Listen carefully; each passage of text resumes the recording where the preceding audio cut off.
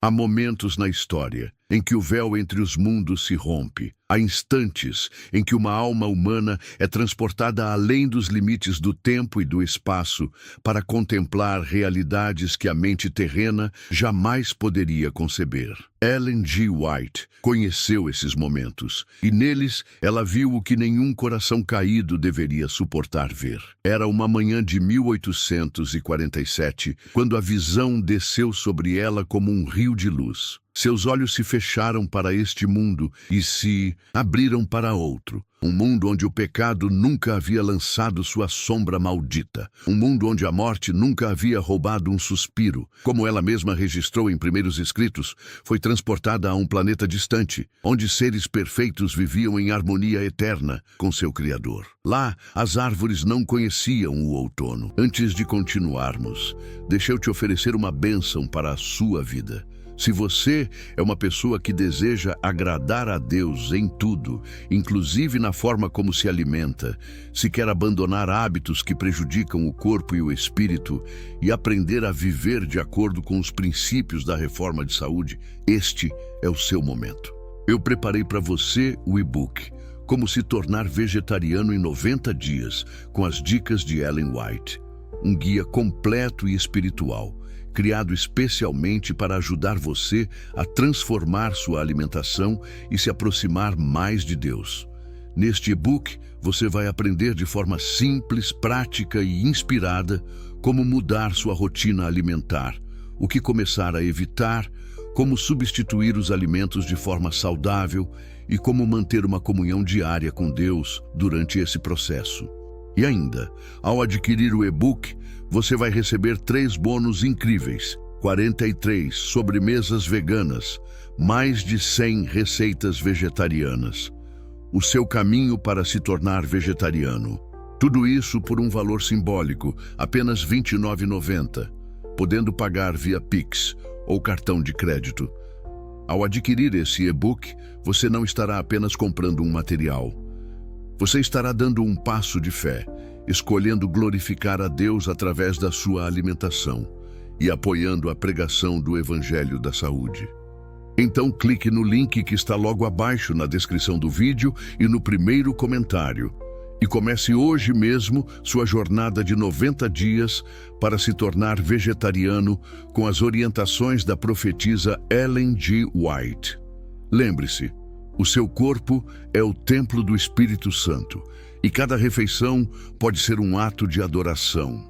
As flores não murchavam, os rios corriam cristalinos sem a contaminação da maldade. E os habitantes daquele mundo, eles caminhavam em luz pura, seus rostos irradiando a glória de quem nunca havia conhecido a vergonha, nunca havia experimentado a dor, nunca havia sentido o peso esmagador da culpa. Ellen observou suas moradas. Não havia fechaduras, pois não havia o que temer. Não havia lágrimas, pois não havia o que lamentar. Não havia pressa, pois a eternidade era sua herança desde sempre. Eles falavam com vozes que eram como música celestial, e cada palavra era verdade absoluta. Não conheciam a mentira, pois jamais havia razão para esconder qualquer coisa.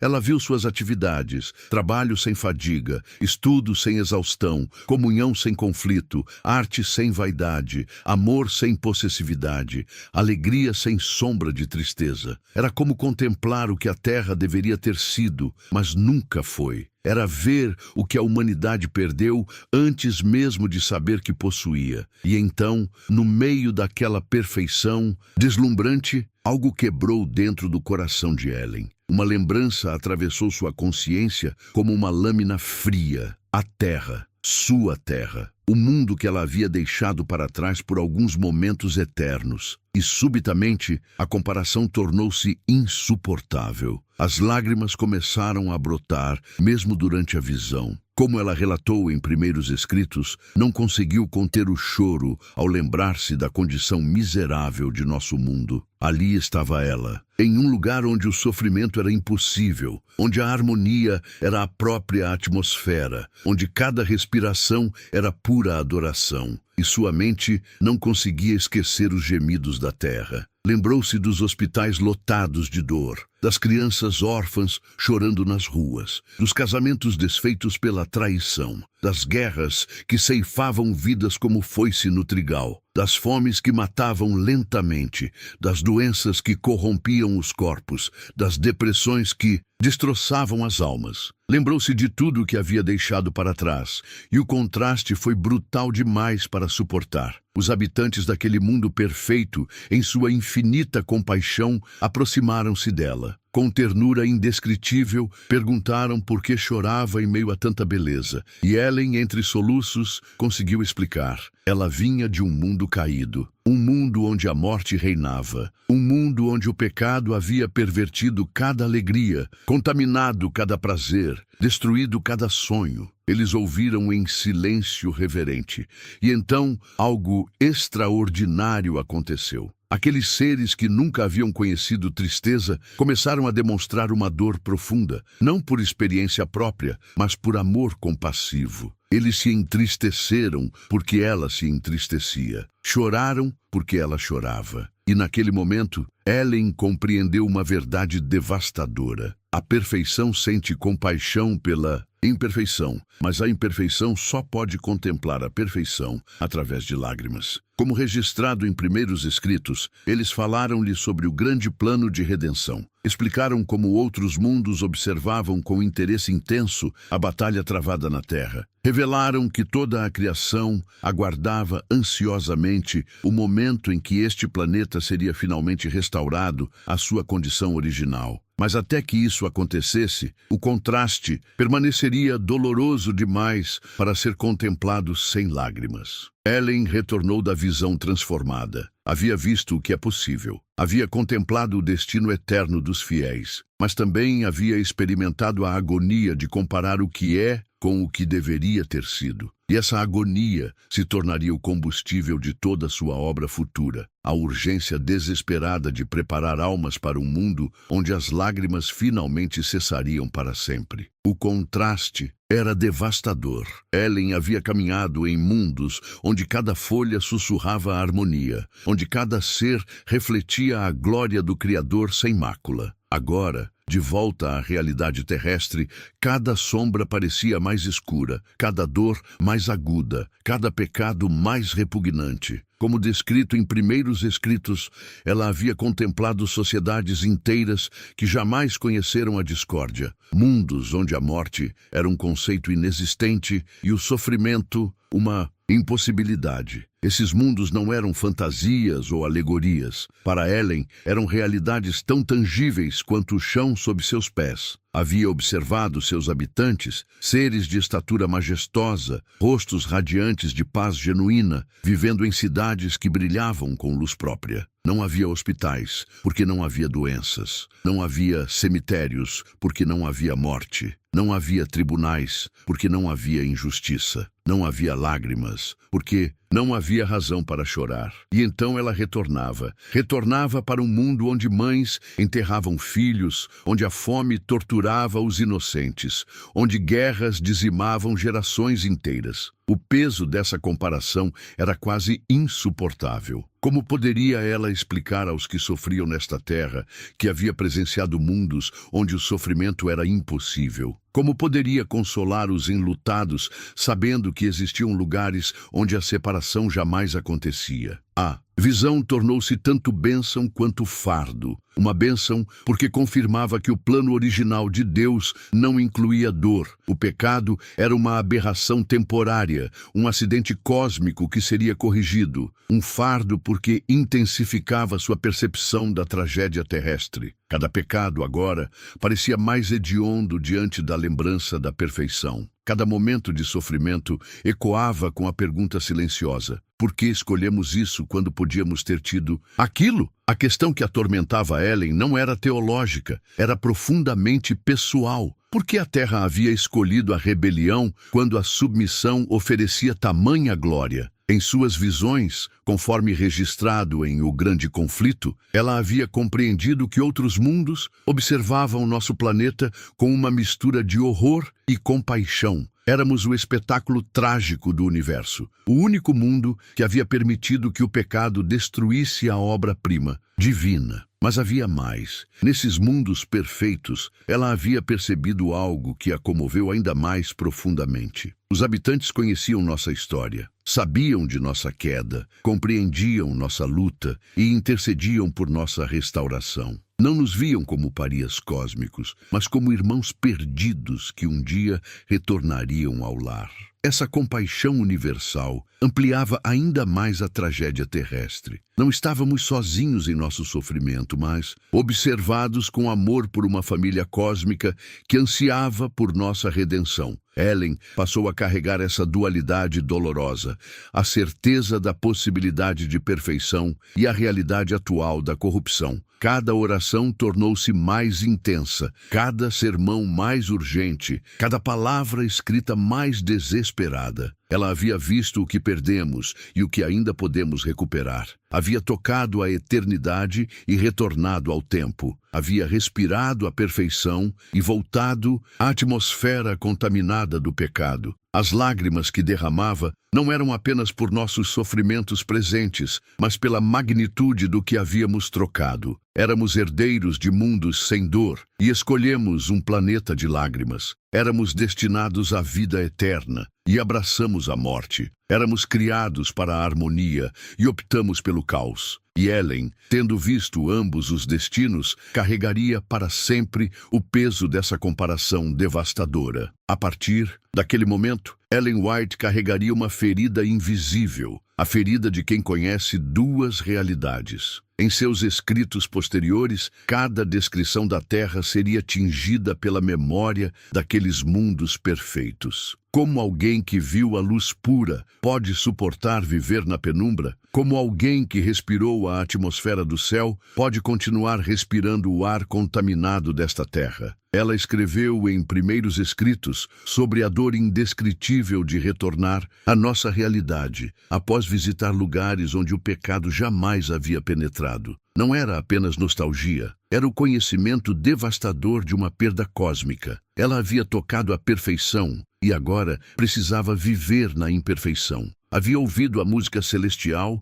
e agora precisava suportar o silêncio ensurdecedor da espiritualidade morta. Cada sermão que pregaria seria um eco daquelas visões. Cada palavra escrita seria uma tentativa desesperada de traduzir o intraduzível, a diferença entre um mundo onde Deus reina completamente e um mundo onde ele foi expulso do coração humano. Ela se tornaria uma espécie de embaixadora de mundos que a maioria jamais veria, carregando uma responsabilidade esmagadora. Como convencer pessoas cegas da existência da luz? O peso dessa revelação transformaria sua urgência missionária numa chama incontrolável. Ela não pregava apenas sobre salvação, pregava sobre um retorno ao lar que a humanidade havia esquecido que possuía. Em O Grande Conflito, Ellen White descreveria mais tarde como essas visões a fizeram compreender que nossa terra era um campo de batalha temporário, não nosso destino permanente.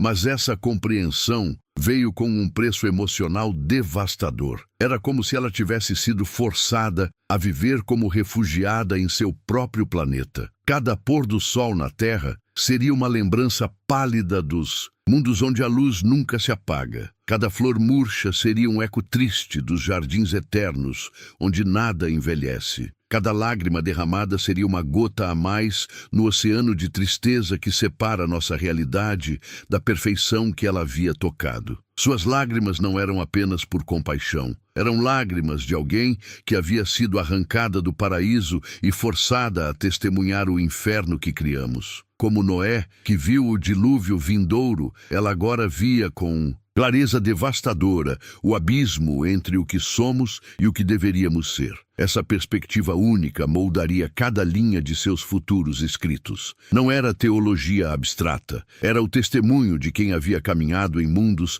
onde cada pensamento é puro, onde cada palavra é verdadeira, onde cada relacionamento é perfeito, e agora precisava viver entre pessoas que haviam se esquecido completamente de que essa pureza era possível. A profetisa havia se tornado uma estrangeira cósmica, uma cidadã de dois mundos, vivendo eternamente dividida entre a saudade do que viu e a missão do que precisava fazer. Ellen G. White retornava dessas experiências celestiais com uma ferida aberta no coração. Não era apenas nostalgia, era uma dor existencial profunda, como alguém que havia provado do néctar da eternidade e agora precisava beber da água amarga deste mundo. Em primeiros escritos, ela descreve como essas visões se tornaram tanto uma bênção quanto um fardo impossível de carregar. Cada manhã, ao despertar na Terra, ela enfrentava novamente a brutal realidade. Este planeta estava morrendo. As flores que via aqui palideciam diante da glória que havia contemplado. As vozes humanas soavam ásperas, comparadas aos cânticos angelicais que ainda ecoavam em sua memória. Até mesmo os momentos mais puros de adoração terrestre pareciam sombras fracas da verdadeira adoração que havia presenciado. Ela carregava um segredo cósmico que poucos poderiam compreender. Havia caminhado em mundos onde a palavra sofrimento não existia, onde cada respiração era uma sinfonia de gratidão, onde a própria atmosfera pulsava com a presença de Deus. E agora estava de volta a um planeta onde crianças morriam, onde corações se partiam, onde a maldade crescia como erva daninha. Como explicar para alguém que nunca saiu de uma prisão como é a liberdade total? Como descrever cores para quem nasceu cego? Ellen se via constantemente tentando traduzir experiências indizíveis em palavras humanas limitadas, sabendo que mesmo suas descrições mais eloquentes eram apenas ecos distantes da realidade que havia vivenciado. Essa tensão entre dois mundos moldou cada palavra que ela escreveu, cada sermão que pregou, cada lágrima que derramou em oração. A profetisa desenvolvia uma perspectiva única sobre o tempo. Para ela, a Terra não era um lar permanente, mas uma estação temporária de refinamento. Em O Grande Conflito, ela escreve sobre como essas visões intensificaram sua compreensão de que cada momento na Terra era precioso, não porque este mundo fosse bom, mas porque era a última oportunidade de preparação para a eternidade. Ela observava as pessoas ao seu redor vivendo como se esta realidade quebrantada fosse tudo o que existia. Via-as se apegando a coisas que, comparadas ao que havia presenciado, eram menos substanciais que vapor. Observava disputas por posições, riquezas e honras terrenas, e seu coração se comprimia de tristeza, como alguém que vê crianças brigando por conchas na praia, enquanto ignoram o oceano infinito diante delas. Cada visão do mundo perfeito tornava mais urgente sua missão terrestre. Ela não podia simplesmente guardar para si o que havia visto. A responsabilidade era esmagadora. Como despertar uma humanidade adormecida para a realidade de que existiam mundos onde a morte jamais havia pisado, onde lágrimas eram conceitos inexistentes, onde cada ser criado vivia em harmonia perfeita com seu Criador. Seus escritos ganharam uma intensidade quase desesperada. Cada palavra era um grito de alerta, cada página uma tentativa de arrancar as pessoas de sua conformidade com um mundo em decomposição. Ela sabia que a maioria não acreditaria, que muitos zombariam, que outros simplesmente ignorariam, mas também sabia que alguns, poucos talvez, mas alguns, reconheceriam a verdade em suas palavras e começariam a suspirar também por aquele lar que ela havia visitado. Aquelas visões de mundos perfeitos não foram apenas experiências isoladas na vida de Ellen G. White. Elas se tornaram a lente através da qual ela enxergaria todo o restante de sua existência terrestre. Como escrito em primeiros escritos, cada palavra que ela posteriormente escreveria, cada conselho que daria, cada advertência que proclamaria, seria filtrada pela memória daqueles lugares onde o pecado jamais havia tocado. Quando olhava para as igrejas, ela via não apenas congregações, mas grupos de pessoas que poderiam um dia habitar aqueles mundos gloriosos que havia visitado. Quando advertia sobre os perigos dos últimos dias, não era apenas uma profetisa falando sobre eventos futuros. Era alguém que havia visto o destino alternativo, que conhecia pessoalmente a diferença entre a terra manchada e os mundos puros. Em testemunhos para a igreja, suas palavras sobre santificação ganhavam uma urgência que poucos compreendiam. Ela não estava apenas pregando sobre pureza moral, estava descrevendo o processo necessário para que seres humanos corrompidos pudessem um dia caminhar nas ruas de cristal que ela havia pisado. Cada exortação à obediência, cada chamado ao arrependimento, era uma ponte sendo construída entre este mundo caído e aqueles mundos perfeitos. Suas lágrimas, que começaram naquela primeira visão, nunca realmente pararam. Elas apenas se tornaram mais silenciosas, mais profundas, mais constantes. Quando caminhava pelos jardins terrenos, lembrava-se das flores que cantavam. Quando observava o pôr do sol, recordava-se de uma luz que não conhecia o crepúsculo. Quando via crianças brincando, sua mente voltava àquelas crianças que jamais conheceriam a dor, o medo ou a morte. O peso daquelas visões transformou Ellen G. White em algo que poucos conseguiam compreender. Uma embaixadora de mundos distantes, uma testemunha de realidades que transcendiam a experiência humana comum. Como registrado em O Grande Conflito, sua missão não era apenas alertar sobre o fim dos tempos, mas preparar corações para o início de uma eternidade gloriosa. Cada página que escreveu carregava o eco daqueles mundos perfeitos. Quando descrevia o céu em suas obras, não estava teorizando ou imaginando, estava recordando. Quando falava sobre a nova terra, não estava especulando sobre o futuro. Estava revisitando um presente que havia experimentado em visão. Suas palavras tinham o peso da experiência pessoal, a autoridade de quem havia estado lá. Nos seus últimos anos, quando a idade pesava sobre seus ombros e a terra parecia mais escura do que nunca, aquelas memórias de mundos sem pecado se tornaram tanto consolo quanto tormento. Ela sabia que estava mais próxima de retornar àqueles lugares, mas também sabia que deixaria para trás um mundo que ainda sofria, que ainda chorava, que ainda esperava. Quando finalmente fechou os olhos pela última vez neste mundo caído, talvez seu último pensamento tenha sido de gratidão. Não apenas por ter sido escolhida para ver aqueles mundos perfeitos, mas por ter sido permitida a voltar e contar sobre eles. Seu choro havia cumprido seu propósito, havia regado as sementes da esperança em corações humanos, havia plantado a saudade do lar celestial em almas terrestres. E em algum lugar, em um mundo sem pecado que ela havia visitado tantas vezes em visão, talvez os habitantes ainda se lembrassem daquela visitante que havia chorado de alegria ao vê-los e que havia partido chorando de tristeza ao deixá-los.